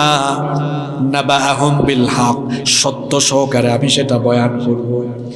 তারা জানতে চেয়েছে ওই যুবকদের ঘটনা, তো আমি ওই ঘটনাটা বলছি। ইন্নাকুম ফিতিয়াতুন, নিশ্চয়ই তারা ছিল কয়েকজন যুবক। এটা ছিল কয়েকজন যুবকের ঘটনা, একজন না কয়েকজন? আরো জোরে বলেন, একজন না কয়েকজন? আল্লাহ বললেন ইন্নাহুম ফিতিয়াতুন, নিশ্চয়ই তারা ছিল কয়েকজন যুবক। সেই যুবকরা কি করেছিল? আল্লাহ বলছেন আমানু বিরাব্বিহিম, তারা তাদের রবের উপরে ঈমান এনেছিল। আমাদের রব যিনি, তিনি কে? এখনো যাদের মুখ থেকে রবের পরিচয় বের হয় না, তো কবরে কি বলবেন? সেখানেও রবের প্রশ্ন আছে না নাই? প্রথম প্রশ্ন হলো মার রবকে, আমাদের রব যিনি, জুড়ে বলেন তিনি কে? আল্লাহ বলছেন নবী গো, আসহাবে কাহাফের ঘটনা তারা শুনতে চেয়েছে, আপনি বলেন। সেটা ছিল কয়েকজন যুবকের ঘটনা। এই যুবকরা যার উপরে ঈমান এনেছিল তিনি কে? আমানু বিরাব্বিহিম, তারা তাদের রবের উপরে ঈমান এনেছিল। আর ঈমান আনার কারণে তাদের ঈমান এত পছন্দ হয়েছে আল্লাহর কাছে, আল্লাহ বলেছেন ওয়াজিদনাহুম হুদা, আমি তাদের জন্য হিদায়াত আরো বাড়িয়ে দিয়েছি। নবী করিম সাল্লাল্লাহু আলাইহি ওয়াসাল্লাম দুনিয়াতে আসার প্রায় 400 বছর আগের ঘটনা। কত বছর আগের? 400 বছর আগের ঘটনা। রোমান সাম্রাজ্যের অধিভুক্ত এক রাষ্ট্রের এক জালিম বাদশা ছিল। সেই জালিম বাদশার নাম ছিল দাকিয়ানুস। জোরে বলেন তো, নাম কি ছিল? দাকিয়ানুস বাদশা। এই বাদশা এত জালিম ছিল, সে তার রাষ্ট্রের শতভাগ জনগণকে শিরকে বাধ্য করত। কেউ যদি তাওহীদের উপর প্রতিষ্ঠিত হতো, তো ওই জালিম বাদশা তাদের উপরে অবর্ণনীয় নির্যাতন আরম্ভ করত। ওই দাকিয়ানুস বাদশার আমলে সবার জন্য পৌত্তলিকতা, মূর্তি পূজা বাধ্যতামূলক ছিল। রাষ্ট্রীয়ভাবে জনগণকে শিরকে বাধ্য করত। এখনো দুনিয়াতে দাকিয়ানুসের মতো এমন জালিম শাসক আছে যারা রাষ্ট্রের জনগণকে এইভাবে শিরক করতে বাধ্য করে। তার শাসনামলে বছরে একটা দিন ছিল রাষ্ট্রীয় উৎসবের দিন, মেলার দিন। সেই উৎসবে, সেই মেলায় ছোট্ট ছোট্ট শিশুরা, তরুণ যুবক, কিশোর তরুণ যুবক, নারী পুরুষ, আবাল বৃদ্ধ বনিতা সবাই সেই মেলায় অংশগ্রহণ করত। এবং সেই মেলায় প্রকাশ্যে মূর্তি পূজা হতো, সবাইকে শিরক করতে বাধ্য করা হতো। সেই মেলার মধ্যে কিছু যুবক সেদিন উপস্থিত হয়েছিল, যারা এই পৌত্তলিকতা আর মূর্তি পূজা করতে তাদের বিবেক তাদেরকে বাধা দিয়েছিল। শুনতেছেন? যুবকরা এখানে আছে না ঘুমাই গেছে? যুবকদের ওয়াজ শুরু হয়ে গেছে এখন। রাষ্ট্রীয় মেলা উৎসবের দিনে সারা দেশের সকল মানুষ সেখানে হাজির, উপস্থিত হয়েছে। হঠাৎ করে মেলা থেকে একটা ছেলে, যুবক ছেলে উঠে গেল। যুবক ছেলেটা ওই মেলা থেকে উঠে মেলার প্যান্ডেলের বাহিরে বের হয়ে দূরে একটা গাছের নিচে সে গিয়ে বসে থাকলো। মনে মনে বলল, আহারে, আমার গোটা দেশের লোকেরা, জাতির লোকেরা না জেনে অজ্ঞের মতো আল্লাহর সাথে শিরক করছে, কিন্তু আমার বিবেক এটা বাধা দিচ্ছে, আমি এই শিরকের কাজ করব না। চুপচাপ থাকলো, কাউকে কিছু বলল না। গাছের ছায়ার নিচে বসে রইল। তাফসীর ইবনে কাসিরের ভেতরে ঘটনাটা ঠিক এইভাবে এসেছে। কিছুক্ষণ পরে হঠাৎ করে সেখান থেকে আরেকজন যুবক উঠে গেল। আরেকজন যুবক উঠে উৎসবস্থল ত্যাগ করে দেখলো একটা যুবক অদূরে একটা গাছের ছায়ার নিচে বসে আছে। ভাবলো, ওখানে যেহেতু একজন আছে, আমিও যাই, আমিও গিয়ে ওইখানে বসি। সেও গেল। হইল কয়জন? কিছুক্ষণ পর আরেকজন উঠছে, উঠে সেও গেল। হইল কয়জন? এইরকম করে উঠতে উঠতে মোট 7 জন উঠলো। 7 জন যুবক ওই গাছের ছায়ার নিচে বসে রইল। জুড়ে বলেন কয়জন? 7 জন বসে আছে, কিন্তু কেউ কারো সাথে কথা কয় না, কেউ কারো সাথে কথা বলে না। কথা না বলে কি বেশিক্ষণ থাকা যায় নাকি? বেশ কিছু সময় অতিবাহিত হলো। যেই ছেলেটা প্রথম এসেছিল সে বাকিদেরকে প্রশ্ন করলো, কি ব্যাপার, মেলা থেকে তোমরা উঠে আসছো কেন? তখন বাকিরা উত্তর না দিয়ে বলে, আমরা উত্তর দেওয়ার আগে এই উত্তরটা আপনি দেন, আপনি কেন আসছেন? আমাদের উত্তর জানিয়েন পড়ে, আপনি আসছেন কেন, ওইটা আগে বলেন। এখন প্রথম জন ভাবলো, আমি যদি উত্তর না দিই এরাও উত্তর দিবে, সাহস করে বলেই ফেললো, আমি উঠে এসেছি এই কারণে, এই অনুষ্ঠানে আমার রবের সাথে শিরক করা হচ্ছে। একজন মুমিন কখনো আল্লাহর সাথে কাউকে শরীক করতে পারে না।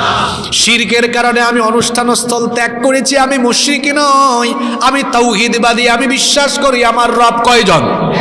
আমাদের রব কয়জন? কুল হুয়াল্লাহু, আমাদের রব হলেন একক অদ্বিতীয়, তার সাথে কোনো শরীক নাই। সে যখন বলল আমি তাওহীদবাদী, মুশরিক নই, বাকি 6 জন বলল, ভাই আপনার সাথে তো আমাদেরও মিল আছে, আমরাও তো ঠিক একই কারণে উঠে চলে এসেছি। আল্লাহু আকবার। প্রত্যেকটা রাষ্ট্রের রাষ্ট্রীয় গোয়েন্দা থাকে। এই যে আমাদের এখানে ওয়াজ মাহফিল হচ্ছে, এখানেও গোয়েন্দা বাহিনী আছে, কিরামান কাতিবিন। আগে ছিল 2 জন, এখন হয়ে গেছে অনেকেই যে ক্যামেরা, এগুলাও রেকর্ড। কোনো জায়গায় এখন কথাও বলা যায় না মন খুলে, কারণ কিরামান কাতিবিনের সংখ্যা এখন কম না বেশি। তো রাষ্ট্রীয় গোয়েন্দা বাহিনী ছিল, গোয়েন্দা বাহিনীর নজরে রাখতে পারে না এই 7 যুবক। গোয়েন্দা বাহিনীর সব তথ্য পেয়ে গিয়েছে। এই ছেলেগুলো কি কথা বলছে গোয়েন্দা বাহিনী শুনছে। ওই 6 জন বলল, ভাই আপনার সাথে তো আমাদেরও মিল আছে, আমরাও তো ঠিক একই কারণে উঠে এসেছি। তারা তখন সবাই একই বাক্যে একই রকম কথা বলেছিল।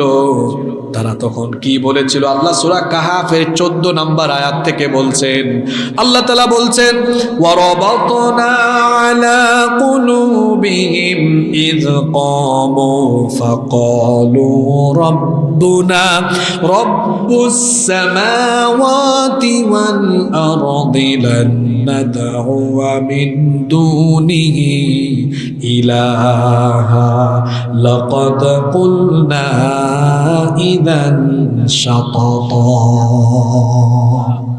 আল্লাহ বলছেন, আমি তাদের অন্তরে ঈমানকে বদ্ধমূল করে দিয়েছিলাম, এজন্য তারা সেখান থেকে উঠে বলেছিল, আমাদের এই জাতি আল্লাহর সাথে শিরক করে, অথচ আমরা বলছি রব্বুনা রব্বুস সামাওয়াতি ওয়াল আরদ, আসমান সমূহ আর জমিনের মালিক যিনি আমাদের রব হলেন তিনি।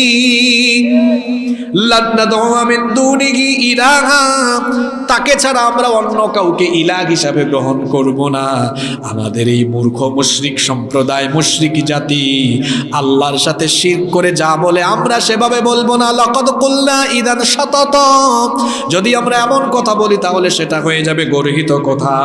তারা আরো বলেছিল, হাউলাই কওমুন ইত্তাখাযু মিন দুনিহি আলিহা লাউলা ইয়াতুনা আলাইহিম বিসুলতানিন বাইয়িন ফামান আযলামু মিম্মান ইফতারা আলাল্লাহি কাযিবা।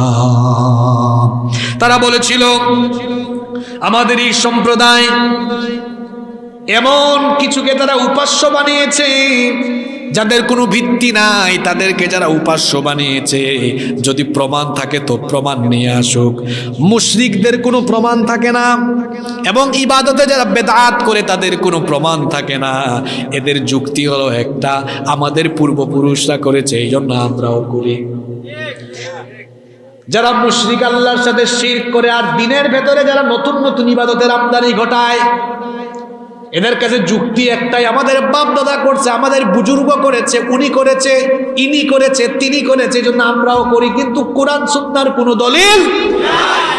এই 7 জন যুবক বলছে, আমাদের মূর্খ সম্প্রদায় যে শিরক করে, যদি তাদের কাছে কোনো দলিল থাকে, লাউলা ইয়াতুনা আলাইহিম বিসুলতানিন বাইয়িন, তারা যেগুলোর পূজা করে, পারলে তারা সেগুলোর ব্যাপারে সুস্পষ্ট প্রমাণ নিয়ে আসুক। ফামান আযলামু মিম্মান ইফতারা আলাল্লাহি কাযিবা, তার চেয়ে বড় জালিম আর কে হতে পারে যে আল্লাহর ব্যাপারে মিথ্যারোপ করে, আল্লাহর সাথে শিরক করা, এটা হলো সবচেয়ে বড় জুলম। এজন্য লুকমান হাকিম তার ছেলেকে বলেছিলেন, ইয়া বুনাইয়া লা তুশরিক বিল্লাহ ইন্নাশ শিরকা লাযুলমুন আযীম। কলিজার টুকরা ছেলে, তুমি আল্লাহর সাথে শিরক করো না, কারণ নিশ্চয়ই শিরক করা হলো মস্ত বড় জুলুম। যে ব্যক্তি শিরক করে সে আল্লাহর উপর জুলুম করে বসে। এই 7 জন যুবকের জন্য বলেছিল, তার চেয়ে বড় জালিম আর কে হতে পারে যে আল্লাহর ব্যাপারে মিথ্যা কথা রটায়। যুবকরা যে কথাবার্তা বলছে, যারা এগুলো শুনে ফেলতেছে তারা হলো রাষ্ট্রীয়, জোরে বলেন, ঘুমাই গেছেন নাকি আপনারা? ঘটনা কি ঘটে এবার শুনেন। এই গোয়েন্দারা এই 7 যুবককে গ্রেফতার করলো। গ্রেফতার করে বাদশার সামনে নিয়ে গেল। বাদশার নামটা যেন কি ছিল? দাকিয়ানুস। বাদশার সামনে নিয়ে গেল। গোয়েন্দা বাহিনী রিপোর্ট দিল, মহামান্য বাদশাহ, আপনার এলাকায় এই 7 জন যুবক মূর্তি পূজা না করে তাওহীদবাদী রবের উপর নাকি ঈমান এনেছে। তখন বাদশাহ ওই 7 জন যুবককে বলল, যা বলা হচ্ছে, মামলায় যে অভিযোগ আছে, অভিযোগ কি সত্য না মিথ্যা? যুবকরা তখন ভয় পেয়ে কি চুপ হয়ে গেছে নাকি? কথা বলেন, কয়জন? বাদশা যখন জানতে চেয়েছে, যুবকরা তখন বলল, যা বলেছেন সত্য শুনেছেন, আমরা যার উপরে ঈমান এনেছি তিনি কে? কি শিখলেন এখান থেকে? গোটা দেশ একদিকে আর 7 জন অনুকূল না প্রতিকূল? জোরে বলেন। সত্যের পথে, দিনের পথে কখনো প্রতিকূল পরিস্থিতিতেও চুপচাপ থাকা যাবে না। এই আসহাবে কাহাফের কাহিনী থেকে যুবকরা শিখো, তরুণরা, ছাত্ররা শিখো। 7 জন যুবক জালিম বাদশার সামনে সত্য কথা বলতেও তারা ভীত হয় নাই, সাহসের সাথে বলেছে। জালিমের সামনে সত্য কথা বলতে পারা, এটা সবচেয়ে বড় জিহাদ। কয়জন যুবক ভয় পেয়েছে না বলেছে? বলার পরে বাদশা খুশি হয়েছে না রাগ করছে? চরম পর্যায়ে রাগান্বিত। বাদশা তখন বলল, তোরা যদি বুড়া হইতে এখনই শেষ করে ফেলতাম। তোরা বুড়া হইলে তোদেরকে এখনই আমি শেষ করে ফেলতাম, শরীর থেকে মাথাটা আলাদা করে ফেলতাম। কিন্তু তোরা তো তরুণ, তোরা যুবক, এই জন্য তোদেরকে মারলাম না। মনে হয় আবেগের বশবর্তী হয়ে তোরা এই সিদ্ধান্ত নিয়েছিস। ঠিক আছে, অ্যাকশন নিলাম না। তোমরা জোয়ান মানুষ, যুবক মানুষ, হয়তো আবেগে সিদ্ধান্ত নিয়ে ফেলেছ। সিদ্ধান্ত পরিবর্তন করো, সময় দিলাম 3 দিন। জুড়ে বলেন, কয়দিন? 3 দিনের ভিতরে তোমাদের এই সিদ্ধান্ত পরিবর্তন করো। আমার দেশের আইন যেভাবে ছিল সে আইন মেনে তোমরাও পৌত্তলিক হও, মূর্তি পূজারী হও, তাওহীদ ছাড়ো, নইলে 3 দিন পরে খবর আছে। এই 7 জন যুবক এবার চুপচাপ বের হয়ে গেল। বের হয়ে একজন আরেকজনের সাথে কথা বলছে, ভাই আমরা তো 7 জন একদিকে, গোটা দেশ আরেকদিকে। এখন আমরা তো গোটা দেশের বিরুদ্ধে লড়াই করতে পারবো না। একদিকে লড়াই করতে পারবো না, অন্যদিকে বাদশার এই প্রস্তাব মেনে নিয়ে আমরা মুশরিক হতে পারবো না। আমরা ঈমানও ছাড়তে পারবো না, লড়াইও করতে পারবো না। এই কথাটা ভালো করে বুঝেন, ঈমানও ছাড়তে পারবো না, লড়াইও করতে পারবো না। যাব আমরা কোন দিকে? আমরা তো মরে গেলেও ঈমান ছাড়তে পারবো না, কারণ একজন ঈমানদারের সবচেয়ে বড় সম্পদ হলো ঈমান। টাকা পয়সা চলে গেলে টাকা পয়সা পাওয়া যায়, টাকা পয়সা হারিয়েও যদি দুনিয়া থেকে গরিব হয়ে চলে যান, জাহান্নামে যাবেন এমন কোনো কথা কুরআন হাদিসে। তো ঈমান হারা হয়ে গেলে, ঈমান হারা অবস্থায় দুনিয়া থেকে চলে গেলে জান্নাত নসিবে জুটবে? যুবকরা বলল, আমরা তো ঈমান ছাড়তে পারবো না, বাদশার প্রস্তাবও মানতে পারবো না, কি করব আমরা? তখন তারা সিদ্ধান্ত নিল, তাহলে আমরা এই ঈমানের জন্য নিজের পরিবার আমরা ছেড়ে দিব, ইমানের জন্য নিজের গ্রাম ছেড়ে দিব, এলাকা ছেড়ে দিব, ভিটা মাটি জায়গা জমি ব্যবসা বাণিজ্য সবকিছুর মায়া ছেড়ে দিব, তাও আমরা ইমান আমরা ছাড়ব না। আমরা সব ছেড়ে দিয়ে চলে যাই, এই এলাকায় থাকবো না, হিজরত করব। হিজরত মানে হলো এক স্থান থেকে অন্য স্থানে দ্বীনের কারণে ইমানের কারণে যাওয়া। 7 জন যুবক সিদ্ধান্ত নিল আমরা তাহলে এই এলাকায় থাকবো। তারা এবার চলা আরম্ভ করলো অজানা গন্তব্যে। তারা হাঁটতেছে, সামনের দিকে যাচ্ছে, হঠাৎ করে একটা কুকুর তাদের পিছু নিয়েছে। কি পিছু নিয়েছে? আর একটু জোরে বলেন। এরা কুকুরকে তারায়, যা আসিস না যা, কিন্তু কুকুর আরো উল্টা। বহু চেষ্টা করলো কুকুরকে তাড়ানোর, কিন্তু কুকুর তাদের পিছু ছাড়ে না। শেষ পর্যন্ত বলল যাও, কুকুরটাও আমাদের সাথে মনে হয় যাইতে চায়, কুকুরও থাকুক। কুকুর সহ তারা রওনা করলো।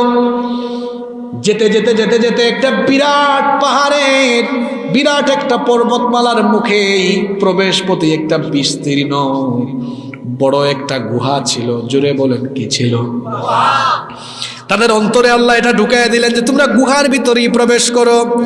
যেমনটা আল্লাহ তাআলা 16 নম্বর আয়াত থেকে বলছেন, ওয়া ইয আ'তাযালতুমুহুম ওয়া মা ইয়াবুদুনা ইল্লাল্লাহ ফাযু ইলাল কাফি ইয়ানশুর লাকুম রাব্বুকুম মির রাহমাতিহি ওয়া ইউহায়্যি লাকুম মিন আমরিকুম মিরফাকা।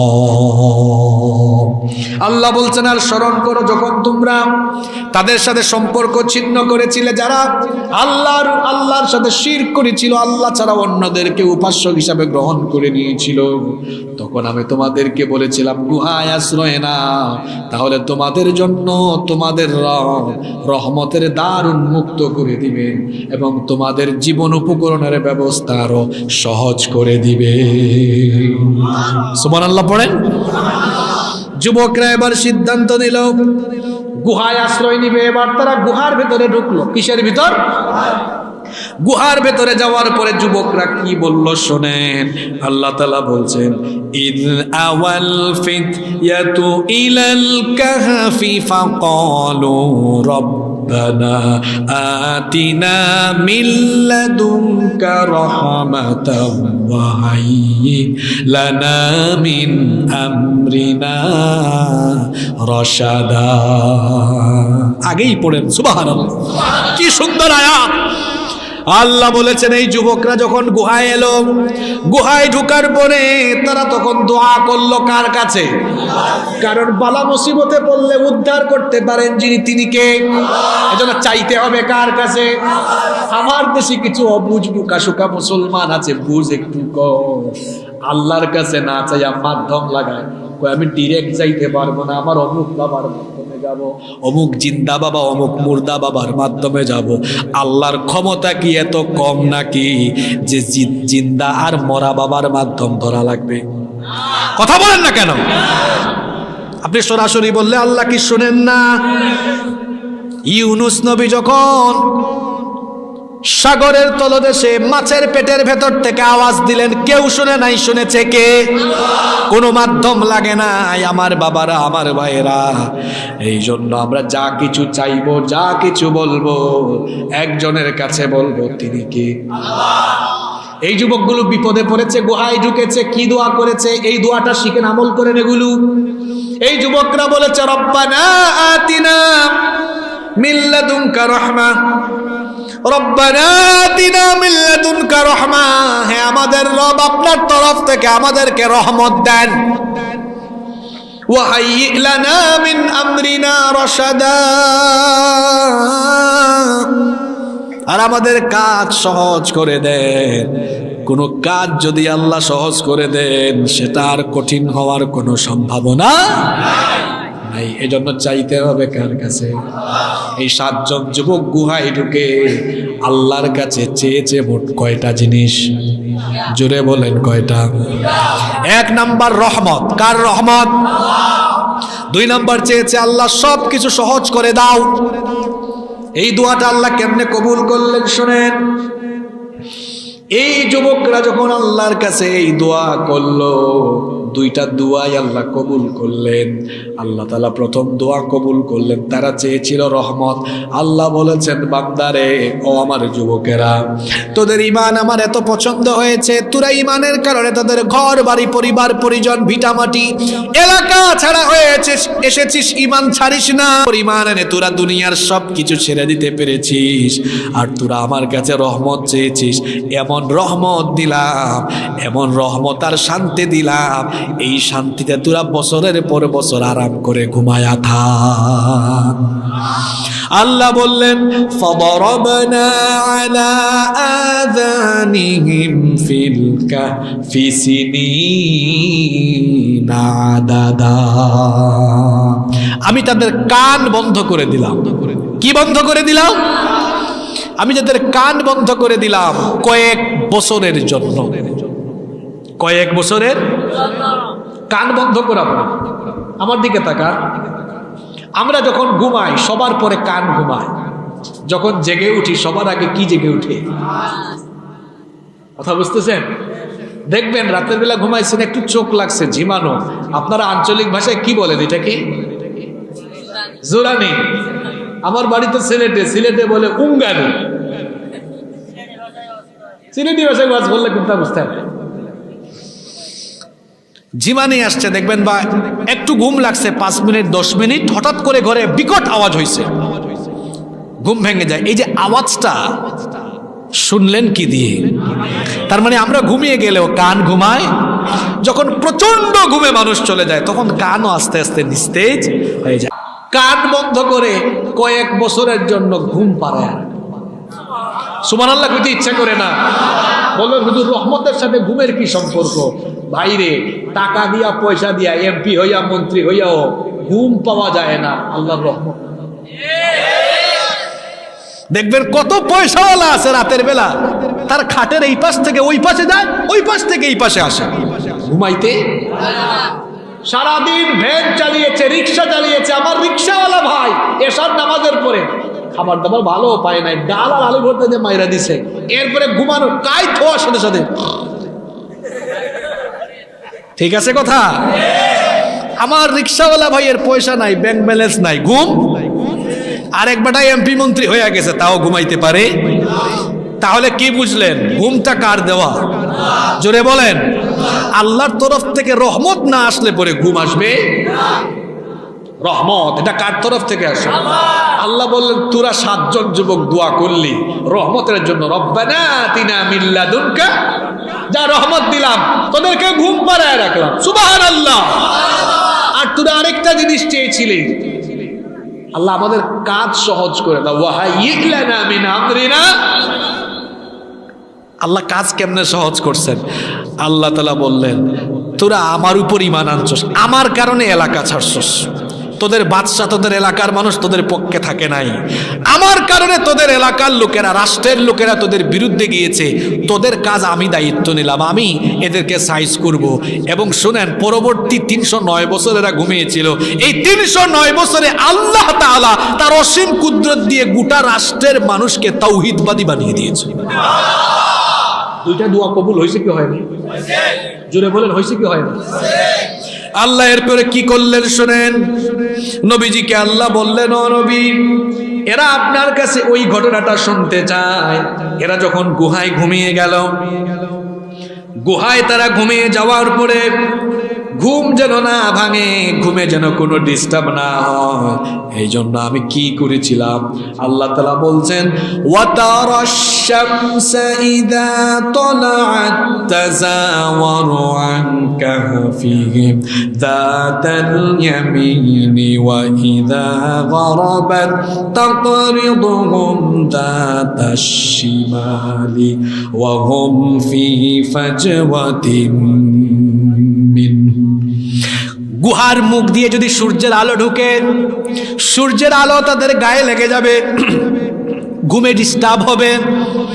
ঘুম ভেঙে যেতে পারে। এই জন্য আমার এই 7 জন ইমানদার যুবকের ইমান আমার কাছে এত পছন্দ হয়েছে, আমি সূর্য পূর্ব দিক থেকে উঠালে একটু ডান দিকে কাত করে উঠাতাম, সূর্য ডুবানোর সময় বাম দিকে কাত করে ডুবাতাম, যাতে সূর্যের আলো তাদের গায়ে লেগে ঘুম ভেঙে না যায়। আপনি আল্লাহর হয়ে যান, আল্লাহ সবকিছু আপনার বানায়। সুবহানাল্লাহ কইতে ইচ্ছে করে না? আমরা কার হয়ে যাব? জোরে বলেন। আল্লাহ তাআলা বললেন, ও নবী, ওয়া তাহসাবুহুম আইকাযা, আপনি তাদেরকে দেখলে আপনার কাছে মনে হতো তারা ঘুমন্ত না, তারা জাগ্রত। ওয়া হুম রুকুদ, কিন্তু তারা আসলে ছিল ঘুমন্ত। কারণ তারা কিছুক্ষণ পর পর ওয়া নুকাল্লিবুহুম যাতাল ইয়ামিনি ওয়া যাতাশ শিমাল, ডানে কাত দেয়, বামেও কাত দেয়।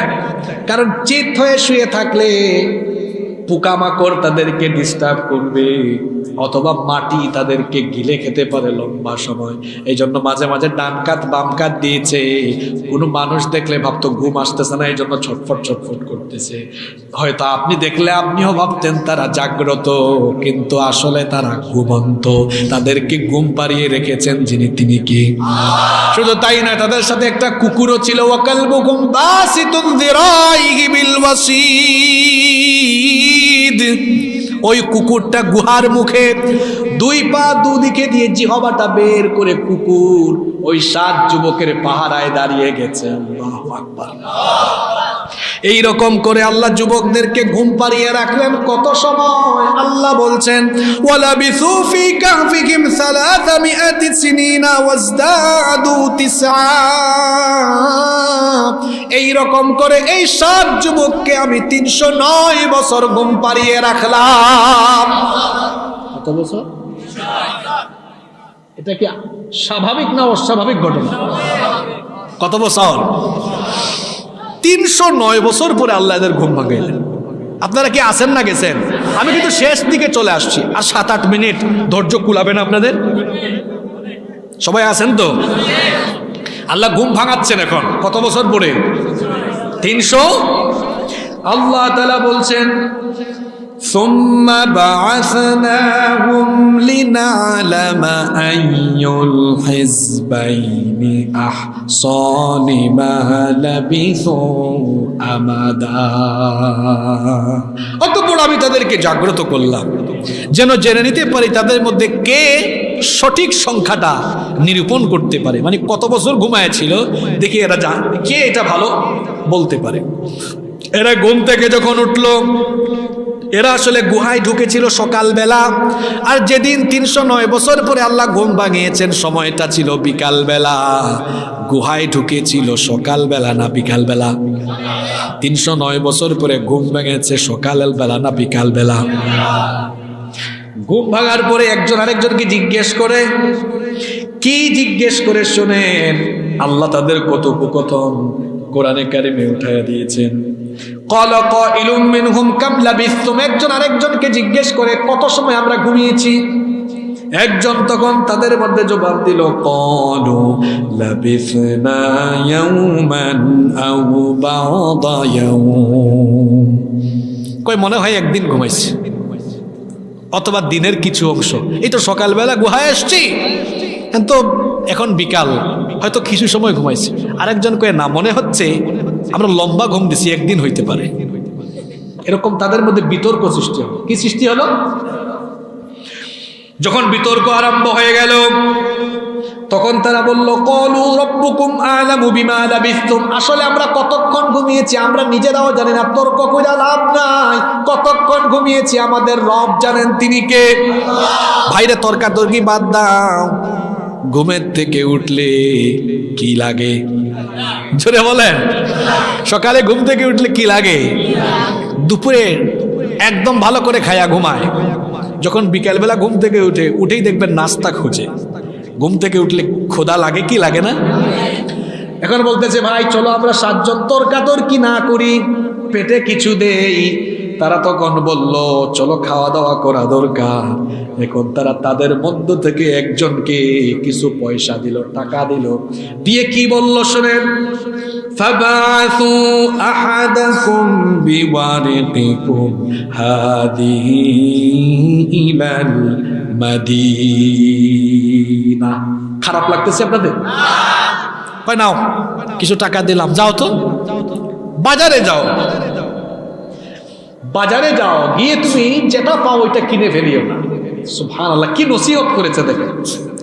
বলেছে বাজারে যাও, এই টাকাগুলো নিয়ে ফালিয়ানজুর, এরপরে বাজারে গিয়ে দেখো আইয়ুহা আজকা তুআমা,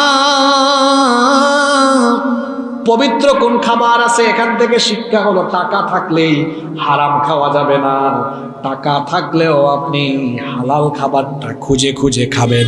কারণ হলো হালাল না খাইলে, রিজিক যদি হালাল না হয়, কোনো ইবাদত আল্লাহ কবুল করবে না। সাথীকে বলে দিল যাও ভাই বাজারে যাও, গিয়ে দেখো পবিত্র খাবার দেখে কিনে নিয়ে আস। আর খবরদার একটু লুকাইয়া যাইও, মুখ টুক বাইন্দা যাও, কারণ আমরা কিন্তু আসামি না। বাদশা কি বলছিল 3 দিন পরে? তা আমরা যে এলাকা থেকে চলে আসছি, বাদশাও তো জানে না, এলাকার মানুষও জানে না।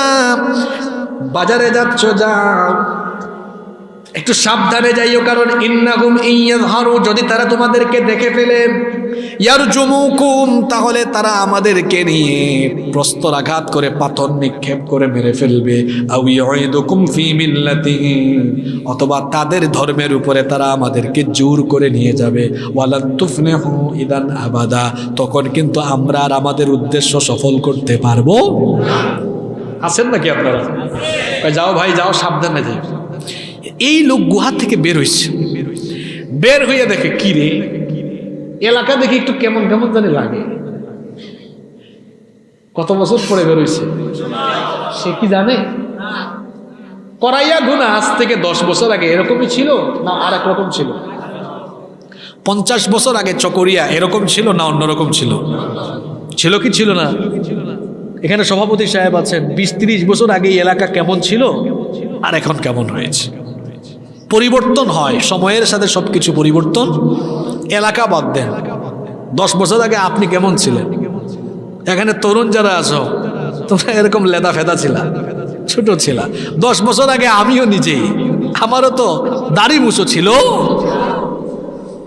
সময়ের সাথে সাথে মানুষেরও পরিবর্তন হয়, পরিবেশের, সমাজের, এলাকারও পরিবর্তন।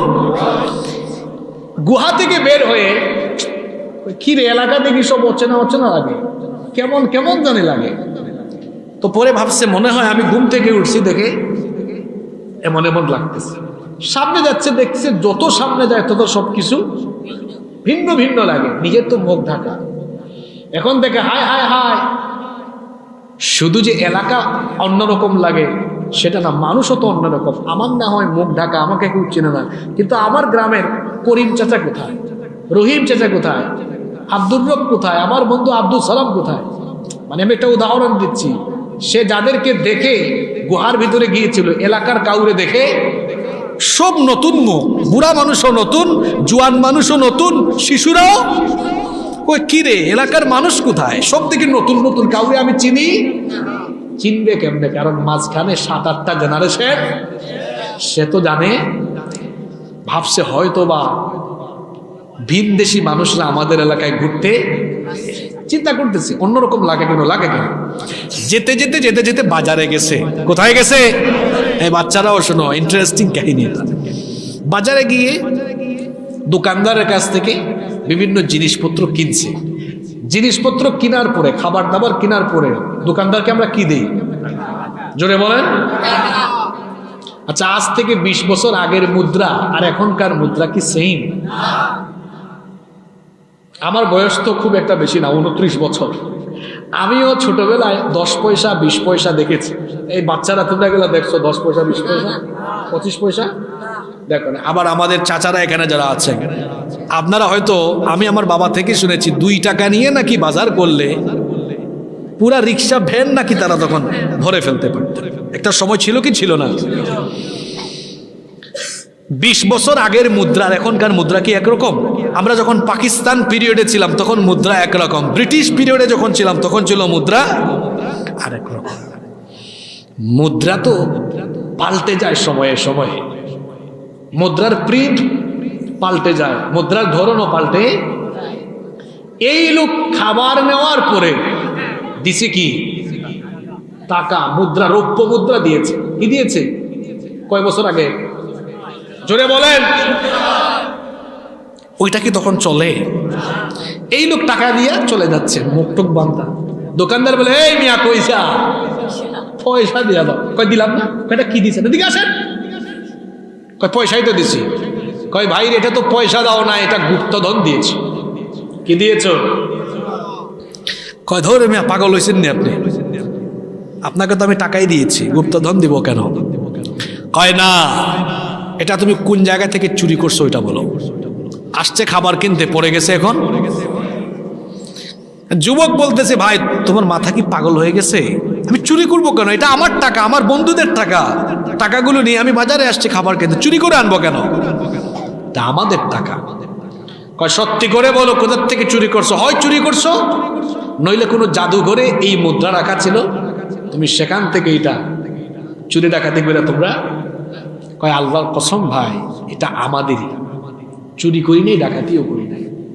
যখন এই যুবক সত্য কথা, মানে সঠিক তথ্য, দোকানদারের চাওয়া অনুযায়ী তথ্য দেয় না, যেমন পৌরসভার সর্বোচ্চ দায়িত্বপ্রাপ্ত ব্যক্তিকে কি বলা হয়?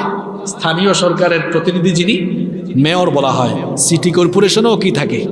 মেয়র থাকে। সেই যুগে শহরের প্রধান কর্তা ব্যক্তিকে বলা হতো নগর কোতোয়াল। নগর, এই দোকানদার ডাক দিছে নগর কোতোয়াল, মানে মেয়র আর কি। ডাক দিয়ে আনছে, কয় মাননীয় কোতোয়াল সাহেব দেখেন 309 বছর আগে, এই প্রায় 300 বছর আগে মুদ্রা দিয়েছে, এটা কই পাইছে সঠিক তথ্য? এখন যুবক আবারও তর্ক করছে, আরে ভাই আপনি আবার বলেন, কি বলেন এগুলো আপনি? আর উনি কিভাবে নগর কোতোয়াল হয়? আমি তো নগর কোতোয়ালকে চিনি, উনি নগর কোতোয়াল। মানে যুবকের ভাবনা, আমি তো গুহা থেকে ঢুকার আগে দেখলাম একজন, আরেকজন কেমনে? এটা না, সে তো আর জানে না মাঝখানে যে এত বছর চলে। নগর কোতোয়াল বললো, হায় হায়, এটা তো অনেক আগের মুদ্রা। বললো, ভাই তুমি কি চুরি করছো এটা? কয় না, কি বলেন চুরি করছি, এটা আমার, আমি আমার সাথীদের থেকে এটা আনছি। নগর কোতোয়াল ডাক দিছে বাদশাকে। এখন বাদশাহ এই কথা শুনে স্বয়ং বাদশাহ এসে হাজির হয়েছে ওখানে। সুবহানাল্লাহ পড়বেন না? বাদশাহ বললো, এই যুবক কোথায় পেয়েছো এটা বলো। কোথায় পাইছি মানে? এটা আমাদের মুদ্রা, আমার বন্ধু, আমার সাথীরা তারাও আছে। তারা কোথায়?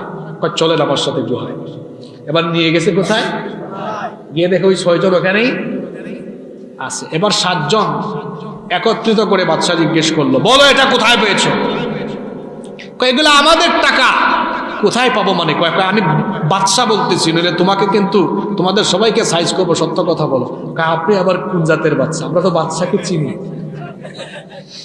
আপনি তো বাদশাহ। এখন বাদশার আশেপাশের লোকজন বলে, দেখো ফাইজলামি করতে করতে বাদশা নিয়েও ফাইজলামি।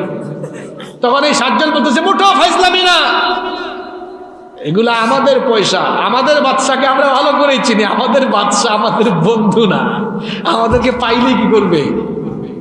সাইজ করবে। উনি বলছে আমরা 3 দিনের মধ্যে তার কথা না শুনলে তিনি আমাদেরকে মৃত্যুদণ্ড দিবেন। তখন এই বাদশা বুঝছে ঘটনা কোনো একটা। বাদশা তখন তার অফিসের স্টাফ, কর্মচারীদেরকে ডাকলো, বললো এদের কথা শুনে লাভ নাই, কিছুই বুঝতেছি না এদের কথা, তোমরা আমার পূর্ববর্তী বাদশাদের ফাইল তলব করো অফিসে, দেখো তো পূর্ববর্তী বাদশাদের আমলে এমন কোনো মামলা পাওয়া যায় কিনা। অফিসের কর্মকর্তারা আবার খোঁজাখুঁজি আরম্ভ করছে, খুঁজতে খুঁজতে খুঁজতে খুঁজতে 300 বছর আগে দাকিয়ানুসের আমলের একটা ফাইল পাওয়া গেছে, যেখানে 7 জনের নামে মৃত্যুদণ্ডের মামলা। এবার এরা এনে বলে, স্যার এই যে পাইছি এই 7 জনের নামে। এবার উল্টায় দেখে ফাইল ঠিকই। বাদশা তখন এদেরকে বলল, তোমরা যে মুদ্রা দিয়েছো এটা দাকিয়ানুসের আমলের মুদ্রা। দাকিয়ানুস তো আরো 300 বছর আগের শাসক, আমি তার পরবর্তী কয়েকজনের পরবর্তী শাসক। কিন্তু তোমরা 309 বছর ধরে গুহায় আসো কেন? ভাই কি আর 309 বছর, আমরা সকালে আসছি মাত্র, ঢুকলাম সকালে, এখন হয়েছে বিকাল। হয়তো বেশি হইলে, বেশি ক্লান্ত ছিলাম, হয়তো গতকাল সকালে আসছি, আজকে বিকালে, একদিন ঘুমাইছি টানা, একদিন বা আধা দিন হইতে পারে, কি আর 309? কয় না, তোমরা আসলে কয়েকশো বছর ঘুমেই ছিলা, তোমরা টের পাও নাই। সুবহানাল্লাহ। আপনাদের প্রশ্ন হতে পারে, হুজুর এদেরকে আল্লাহ এত বছর ঘুম পাড়ায় রাখলেন, এরপরে 309 বছর পরে আল্লাহ হঠাৎ কেন জীবিত করলেন? এর কারণটা কি বলবো? ওই যুবকরা দোয়া করছিল কয়টা? 1 নম্বর রহমতের দোয়া, রহমত তো পাইছে, ঘুমাইছে। 2 নম্বর ছিল আল্লাহ আমাদের কাজটা, এই কাজটা সহজ করে দিচ্ছেন কে? এখন আর ওই দাকিয়ানুসের রাষ্ট্রে কোনো মুশরিক, আল্লাহর রহমতে সবাই কি হয়ে গেছে? ঈমানদার। কিন্তু এই বাদশার আমলে যখন এদেরকে 309 বছর পরে ঘুম থেকে উঠানো হয়, ওই যুগে একটা নতুন সমস্যা দেখা দিয়েছে। নতুন একটা কি দেখা দিয়েছে? সবাই ইমানদার হয়েছে ঠিক, কিন্তু আখিরাত অবিশ্বাসী অনেক লোকজন ছিল যারা মৃত্যু পরবর্তী জীবনের ব্যাপারে সন্দেহ করত। মৃত্যুর ব্যাপারে দুনিয়ার সকল ধর্মের মানুষের কোনো সন্দেহ, মানুষ মারা যাবে এটা সবাই জানে, কিন্তু মরার পরে আরেকটা জীবন আছে, আপনাকে আবার জীবিত করে আল্লাহ হিসাব চাইবেন। ওই আখিরাতের জীবন, মৃত্যু পরবর্তী জীবনকে অনেকে অবিশ্বাস করে এমন মানুষ দুনিয়াতে আছে না নাই? ওই সময়ের বাদশা তিনি ছিলেন অত্যন্ত পরহেজগার। তিনি আল্লাহর কাছে দোয়া করেছিলেন, আল্লাহ আমার এলাকার মানুষগুলো ইমানদার হলেও মৃত্যু পরবর্তী জীবনকে তারা অস্বীকার করে, সুতরাং এমন কোনো ঘটনা ঘটাও যার মাধ্যমে আমার দেশের জনগণ সাইজ হয়ে যায়, তারা যেন আর মরার পরের জীবন সম্পর্কে কোনো সন্দেহ না। আল্লাহ বাদশার দোয়া কবুল করলেন। দোয়া কবুল করে ওই রহমতে থাকা, ঘুমে থাকা 7 যুবককে আল্লাহ 309 বছর পরে ঘুম থেকে উঠালেন। কেন আল্লাহ উঠালেন, আল্লাহ সেটাই এবার বলছেন, ওয়াকাযালিকা আ'থারনা আলাইহিম লিয়া'লামু আন্না ওয়া'দাল্লাহি হাক্ক وأن الساعة لا ريب فيها। সুবহানাল্লাহ। এভাবে আমি তাদেরকে জাগ্রত করলাম যাতে জানিয়ে দিতে পারে, লিয়ালামু আন্না ওয়াদাল্লাহি হাক্কুন, আল্লাহর ওয়াদা সত্য, ওয়া আন্নাস সাআতা লা রাইবা ফিহা, মরার পরে কিয়ামত বা আখিরাতের জীবন আছে, এতে কোনো সন্দেহ। মরার পরে কেমনে আল্লাহ জীবিত করবেন, এটা আল্লাহ ওই যুগের মানুষ যারা মরার পরে জীবিত করবেন, আল্লাহ এটার ব্যাপারে সন্দেহ করত। 309 বছর গুহার ভেতরে ঘুম পাড়ায়া আশ্চর্যজনক ঘটনা ঘটায়া 309 বছর পরে তাদের চোখের সামনে দেখে জাগ্রত করে তাদের সাথে কথা বলি আল্লাহ বুঝাতে চাইলেন, তোমাদের চোখের সামনেই ঘটনাটা দেখলে 309 বছর আগে ঘুমিয়েছিল, 309 বছর পরে তোমাদের চোখের সামনে আমি জাগ্রত করে তোমাদের সাথে কথা বলালাম। যে আল্লাহ এভাবে বছরের পর বছর ঘুম পাড়িয়ে বান্দাকে জাগ্রত করে কথা বলাতে পারেন, সে আল্লাহ তুমি মরে গেলেও মরার পরে আবার জিন্দা করে তোমার কাছ থেকে হিসাব নিতে পারবেন কিনা? আল্লাহ পারবেন কিনা? সন্দেহ আছে? কোনো সন্দেহ আছে? এই হলো পুরো আসহাবে কাহফ বা গুহাবাসী যুবকদের ঘটনা। এই ঘটনাটা শোনাইয়া আমি আপনাদেরকে মজা দিতে চাই না। আসুন সর্বশেষ 2 মিনিটে কিছু শিক্ষা এখান থেকে নেই। মনোযোগ আছে তো? 1 নাম্বার, আজকের এই আলোচনা গুহাবাসী যুবক আসহাবে কাহফদের এই কাহিনী থেকে শিক্ষা নিলাম। 1 নাম্বার শিক্ষা, ভবিষ্যতে কিছু বলবো, করব, আমি বলবো ইনশাআল্লাহ, মনে থাকবে। 2 নাম্বার শিক্ষা, শিরকের ব্যাপারে কোনো আপোষ, একজন মুসলমান, একজন মুমিন শিরকি কর্মকাণ্ড যদি কোনো রাজা, বাদশাহ, শাসক, কোন নেতাও চাপিয়ে দেয়, তখন সত্যের পথে, ইমানের পথে, দ্বীনের পথে থাকতে গিয়ে তখন সাহসী ভূমিকায় সামনে অগ্রসর হতে হবে। পারা যাবে? 3 নম্বর শিক্ষা হলো সত্যের ব্যাপারে আপোষহীন হতে হবে, ভয় পাওয়া যাবে না। এই 7 জন যুবক জালিম বাদশার সামনে সরাসরি হক কথা বলেছে, কোনো ভয় পায়? আজ মুসলিম উম্মার এতগুলো যুবক, কোটি কোটি যুবক, এই যুবকরা ঘুমিয়ে আছে। যদি মুসলিম উম্মার এই যুবকরা জেগে উঠে আর ঘুমন্ত এই যুবকরা যদি আসহাবে কাহাফের যুবকদের মতো সোচ্চার হয়ে যায়, তো আমি নির্দ্বিধায় বলতে পারি তামাম দুনিয়ার মুসলমানরা আর মার খেয়ে পড়ে থাকবে না, মাথা উঁচু করে আবার এই উম্মা ঘুরে দাঁড়িয়ে যাবে ইনশাআল্লাহ। যুবক ভাইরা এই শিক্ষা নিতে পারবেন তো?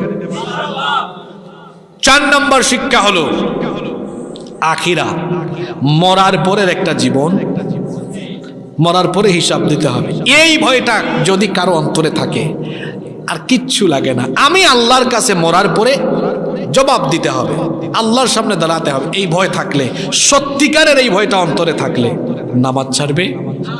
জোরে বলেন, নামাজ ছাড়বে, সুদ খাবে, ঘুষ খাবে, আরেকজনের জায়গা জমি, ভূমি খেকু, আমাদের এলাকায় তো নাই, ভূমি খেকু, ভূমি দখল করবে, মানুষের নামে মিথ্যা মামলা দিবে, হয়রানি করবে, কোনো গুনাহ করবে। আখিরাতের ভয় অন্তরে থাকতে হবে, বেশি না, বেশি কথা বললে পরে থাকে না। কয়টা শিক্ষা বললাম? আসুন এই 4টা শিক্ষা আজকে সূরা কাহাফের এই সংক্ষিপ্ত তাফসীর থেকে নিজের জীবনে বাস্তবায়নের চেষ্টা করি। আল্লাহ আমাদের সবাইকে সেই তৌফিক দান করুন।